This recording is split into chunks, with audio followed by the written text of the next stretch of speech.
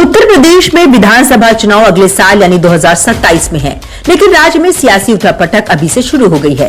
राजनीतिक पार्टियां यूपी में जीत का परचम लहराने और सियासी समीकरण बिठाने की कवायद में लगी हुई हैं। इस बीच बसपा की मुखिया मायावती ने बुधवार को 2027 चुनाव को लेकर बड़ा ऐलान करते हुए राजनीतिक गलियारों में हलचल तेज कर दी है।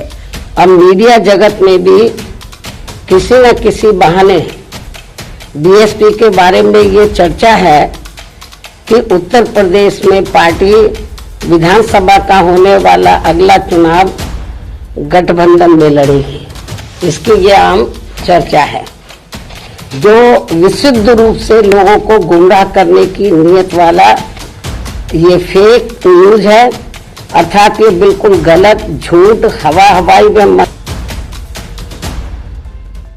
दरअसल बीते कुछ वक्त से सियासी गलियारों में ये चर्चा जोरों पर थी कि मायावती आगामी चुनावों के लिए किसी भी बड़े दल या क्षेत्रीय गठबंधन का हिस्सा बन सकती हैं।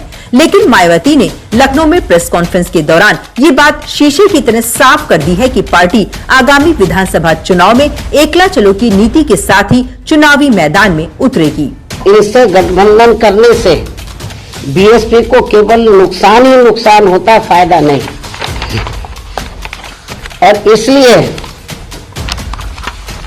बीएसपी के लोग अपने 2027 के मिशन में अकेले ही पूरे जी जान से लगे हुए हैं। दरअसल हाल ही में सपा प्रमुख अखिलेश यादव ने एक कार्यक्रम के दौरान ये दावा किया था कि बहुजन समाज के साथ सपा का रिश्ता मजबूत हो रहा है, जो भविष्य में और भी गहरा होगा। कि बहुजन समाज और समाजवादी पार्टी का ये रिश्ता गहरा होता जा रहा है और गहरा होगा इसके बाद। कभी बाबा साहब भीमराव अम्बेडकर जी ने और डॉक्टर राम मनोहर लोहिया जी ने मिलकर के कोशिश की थी कि साथ आकर के देश को दिशा देने का काम करें, लेकिन उसके बाद लगातार कोशिश होती रही है। गठबंधन बने, दूर हुए, गठबंधन बने, फिर दूर हुए। लेकिन हमें उम्मीद है कि इस समय, आने वाले समय में पीडीए और हम सब लोग मिलकर के उस लड़ाई को और मजबूत बनाने का काम करेंगे।